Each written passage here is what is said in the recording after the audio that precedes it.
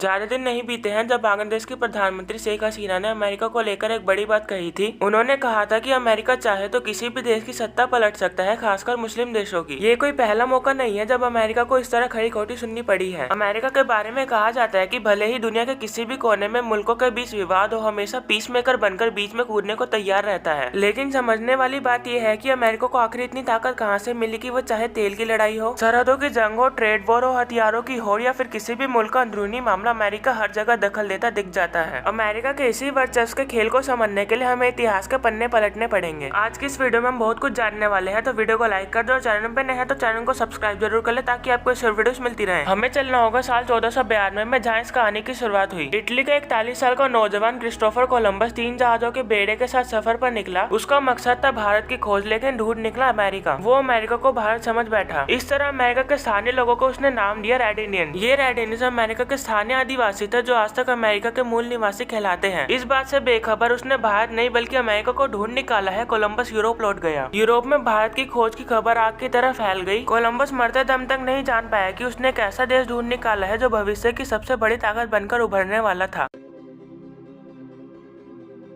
ये वो वक्त था जब दुनिया भर में स्पेन, ब्रिटेन और फ्रांस का दबदबा था। धीरे धीरे यूरोपियंस अमेरिका पहुंचने लगे थे। सबसे पहले स्पेन ने अमेरिका में अपनी कॉलोनी बसाई। 16वीं सदी की शुरुआत में ब्रिटेन भी अमेरिका पहुंच गया और देखते ही देखते वहां 13 कॉलोनी बसा ली। अमेरिका को हथियाने की इस होड़ में फ्रांस भी शामिल हो गया। साल 1700 तक आते आते उस समय की 3 ताकतों ने अमेरिका के अलग अलग हिस्सों पर कब्जा कर लिया। इस तरह यूरोप की मिली जुली आबादी अमेरिका जा बसी। इनमें सबसे ताकतवर था ब्रिटेन, जो लगातार दमनकारी कानून अमेरिका पर थोपते जा रहा था। वो चाहता था कि अमेरिकी कारोबार उनके हिसाब से हो, लेकिन ब्रिटेन की यही हरकतें अमेरिका में क्रांति ले आई। वहाँ आजादी की जंग शुरू हुई और आखिरकार कई दशकों की लड़ाई के बाद 1783 में अमेरिका आजाद हो गया। 1787 में अमेरिका का संविधान बना और 1789 में लागू हो गया। उसी साल 30 अप्रैल को जॉर्ज वाशिंगटन अमेरिका के पहले राष्ट्रपति बने। 4 जुलाई 1776 को आजादी की घोषणा पत्र में अमेरिका को संयुक्त राज्य अमेरिका के तौर पर अपना आधिकारिक नाम मिला।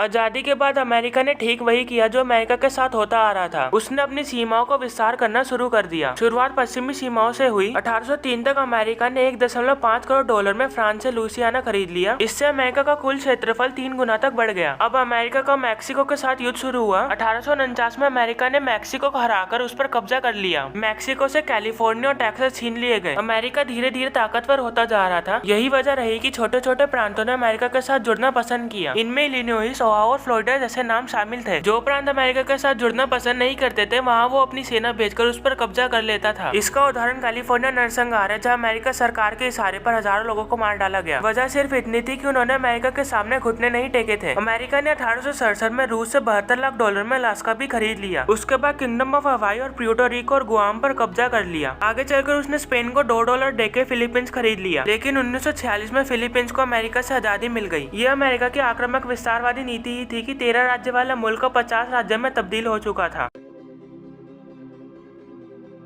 20वीं सदी अपने साथ क्रांतियां, भीषण युद्ध और महामारी लेकर आई। दुनिया के कई मुल्क गृह युद्ध से जूझ रहे थे तो कुछ की पड़ोसियों से तनातनी जारी थी। यही तनातनी पहले विश्व युद्ध का कारण बनी। 1914 में ऑस्ट्रिया हंगरी जंग वर्ल्ड वॉर में तब्दील हो गई। इस युद्ध के 3 साल बाद अमेरिका भी इस जंग में कूद पड़ा। 1 साल के भीतर ही जर्मनी ने हथियार डाल दिए और इस तरह विश्व युद्ध खत्म हुआ। लेकिन ये युद्ध जहाँ एक तरफ यूरोप के लिए बर्बादी लेकर आया, वहीं इससे अमेरिका के सुपर पावर बनने का सफर शुरू हुआ। दरअसल पहले विश्व युद्ध में यूरोप की ज्यादातर कंपनियां बंद हो गई। बर्बादी अमेरिका के लिए गोल्डन चांस लेकर आई। अमेरिका ने उन सभी मार्केट पर दबदबा बनाना शुरू कर दिया जहां पहले यूरोप की तूती बोला करती थी। इससे अमेरिका की अर्थव्यवस्था मजबूत नहीं बल्कि बहुत मजबूत हुई। इसका गवाह बना अमेरिका का शेयर मार्केट, जो लगातार 44 महीने तक बुलंदियां छूता रहा। अमेरिका आगे बढ़ रहा था तो एक बार फिर दुनिया विश्व युद्ध की ओर बढ़ रही थी। दूसरे विश्व युद्ध में अमेरिका ने उस वक्त पूरी दुनिया को अपनी ताकत दिखा दी जब अमेरिका के हिरोशिमा और नागासाकी पर परमाणु हमला हुआ। दूसरा विश्व युद्ध खत्म होने से पहले ही दुनिया के तमाम बड़े देशों की अर्थव्यवस्था तबाह होने लगी थी। ऐसे में अमेरिका ने अपने उस हथियार का इस्तेमाल किया जिसे दुनिया डॉलर कहती है। पहले दुनिया के मुल्क कारोबार करने के लिए करेंसी के बजाय गोल्ड पर भरोसा करते थे। वैश्विक आर्थिक संकट के बीच अमेरिका के न्यू हैम्पशायर शहर में 1944 में 44 देशों का सम्मेलन हुआ। इस सम्मेलन में 2 बड़े फैसले हुए। पहला ब्रेटन वुड्स समझौता और दूसरा वर्ल्ड बैंक और अंतर्राष्ट्रीय मुद्रा कोष का बनना। लेकिन इन फैसलों में सबसे अहम ब्रेटन वुड्स समझौता था, जिसके तहत डॉलर को ग्लोबल करेंसी के तौर पर मान्यता दी गई। समझौते से पहले पहले दुनिया के तमाम देश गोल्ड को मानक मानते थे। सरकारें अपनी करेंसी सोने की डिमांड और कीमत के आधार पर तय करती थी, लेकिन ब्रिटेन समझौते के तय हुआ कि अब से अमेरिकी डॉलर ही सभी करेंसीज का एक्सचेंज रेट तय करेगा। डॉलर इसलिए क्योंकि उस समय अमेरिका के पास सबसे ज्यादा सोना था। आज डॉलर दुनिया की सबसे ताकतवर करेंसी है। दुनिया भर में 90% कारोबार डॉलर में ही होता है और 40% कर्ज भी डॉलर में ही दिए जाते हैं। अमेरिका दुनिया की सबसे बड़ी अर्थव्यवस्था है। 2022 में उसकी जीडीपी 25 ट्रिलियन डॉलर से ज्यादा की रही थी। इसका दूसरा मतलब ये है कि वैश्विक अर्थव्यवस्था में अमेरिका की हिस्सेदारी करीब 24% है। लेकिन ऐसा नहीं है कि ये सब कुछ समय या कुछ सालों में ही हो गया। दुनिया के बाकी मुल्कों की तरह ही कभी अमेरिका की अर्थव्यवस्था भी खेती पर निर्भर थी। अमेरिका पर जब ब्रिटेन का राज था तब उसकी अर्थव्यवस्था बढ़ना शुरू हुई। ब्रिटिशर्स ने यहाँ पर फैक्ट्रियां खड़ी की और इस तरह से अमेरिका में बना सामान दुनिया के बाकी कोनों में जाना शुरू हुआ। इसका एक नतीजा ये भी हुआ कि अमेरिका में शहरीकरण बढ़ने लगा। 1960 तक अमेरिका की ग्रामीण आबादी घटकर 50% से भी कम हो गई। 19वीं सदी से ही अमेरिका में कारखाने और कंपनियां खुलने लगी। 1920 आते आते अमेरिका दुनिया की सबसे बड़ी अर्थव्यवस्था बन गया। हालांकि 1930 में महामंदी आ गई और दुनिया भर में इसका असर दिखा। ऐसे में अमेरिका सरकार ने खुद खर्चा किया और टैक्स में कटौती कर दी ताकि लोग ज्यादा से ज्यादा खर्च कर सके। दूसरे विश्व युद्ध के समय अमेरिका ने अपने जीडीपी का 40% सिर्फ रक्षा क्षेत्र पर लगाया। 1946 से 1973 के बीच अमेरिका की अर्थव्यवस्था हर साल करीब 4% की दर से बढ़ी। हालांकि 21वीं सदी अमेरिका के लिए बहुत खास नहीं रही। सदी की शुरुआती मंदी से हुई और बेरोजगारी भी बढ़ी। लेकिन 2008 की मंदी ने अमेरिका अर्थव्यवस्था को अच्छी खासी चोट पहुंचाई। नतीजा ये हुआ कि 2009 में अमेरिका की जीडीपी में गिरावट आ गई। 4 दशकों में सिर्फ 2 बार ऐसा हुआ है कि जब अमेरिकी अर्थव्यवस्था में गिरावट आई, पहली बार 2009 में और फिर 2020 में। क्या आपने कभी सोचा है कि दुनिया भर के कारोबारी कारोबार करने अमेरिका ही क्यों जाते हैं, या दुनिया की हर दूसरी बड़ी कंपनी अमेरिका की ही क्यों है? इसका जवाब ये है कि अमेरिकी सरकार निजी कारोबारियों को अपना कारोबार खड़ा करने के लिए बेइंतहा आजादी देता है। यही वजह है कि अमेरिका में 3 करोड़ से ज्यादा स्मॉल इंडस्ट्रीज है। दुनिया की 2000 सबसे ताकतवर कंपनियों में से करीब 30% अमेरिका में है। 2022 की फोर्ब्स लिस्ट में 2000 कंपनियों में से 590 अमेरिकी कंपनियां थी। फोर्ब्स की इस लिस्ट में टॉप 20 कंपनियों में 11 अमेरिका थी, जिनमें पहले पायदान पर अमेरिका की बर्कशायर हाथवे कंपनी रही। फोर्ब्स कंपनियों की सेल्स, प्रॉफिट, संपत्ति और मार्केट वैल्यू के आधार पर रैंकिंग तय करती है। कंपनियों के अलावा दुनिया के सबसे ज्यादा अरबपति भी अमेरिकी ही है। फोर्ब्स की इस लिस्ट में 2022 में 735 अरबपति अमेरिकी थे। इनके पास 4.7 ट्रिलियन डॉलर की नेटवर्थ थी। इस समय भी दुनिया के 10 सबसे रईस लोगों में 7 अमेरिकी है। टेस्ला और स्पेसएक्स के फाउंडर एलोन मस्क दुनिया के सबसे रईस इंसान है, जिनके पास इस समय 244 बिलियन डॉलर से ज्यादा की नेटवर्थ है।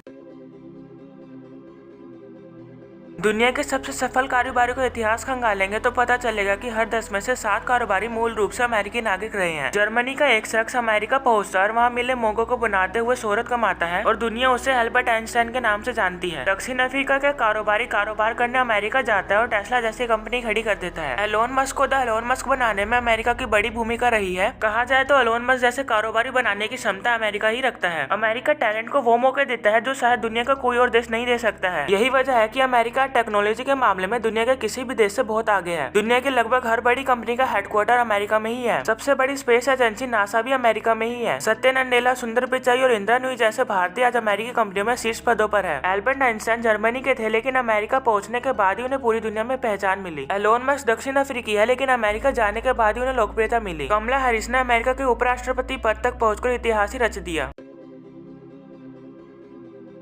अमेरिका के पास दुनिया की सबसे बड़ी सेना है। अमेरिकी रक्षा विभाग की रिपोर्ट बताते हैं कि उसकी सेना में कुल 21.22 लाख से ज्यादा जवान हैं, जिनमें 13.28 लाख एक्टिव है, जबकि 7.94 लाख रिजर्व है। अमेरिका की सेना में 9.98 लाख जवान है। इनमें रिजर्व और नेशनल गार्ड के जवानों की संख्या शामिल है। वहीं नेवी में 4 लाख से ज्यादा, मरीन कोर्प्स में 2.10 लाख और एयरफोर्स में 5 लाख से ज्यादा जवान है। अमेरिका अपनी सैन्य ताकत पर 800 अरब डॉलर यानी 66 लाख करोड़ से ज्यादा खर्च करता है। ये दुनिया में सबसे ज्यादा है। जबकि भारत का रक्षा बजट 5 लाख करोड़ के आसपास है, यानी भारत से 13 गुना ज्यादा अमेरिका का बजट है। अमेरिकी सैनिक दुनिया भर में है। अमेरिकी रक्षा विभाग का दावा है कि दुनिया के 160 देशों में अमेरिकी सैनिक तैनात है। अमेरिका की ब्राउन यूनिवर्सिटी की कॉस्ट ऑफ वॉर बताती है कि 9/11 के हमले के बाद से अगस्त 2021 तक विदेशी धरती पर अमेरिका अपने 7000 से ज्यादा जवानों को खो चुका है। इसमें उसने 8 ट्रिलियन डॉलर से ज्यादा भी खर्च किए हैं। अमेरिका के हथियार और रक्षा उपकरण भी दुनिया भर में बहुत बिकते हैं। अमेरिकी सरकार की रिपोर्ट के मुताबिक 2022 में उसने 205 अरब डॉलर के हथियार और रक्षा उपकरण बेचे थे। ये आंकड़ा 2021 की तुलना में करीब 50% ज्यादा था।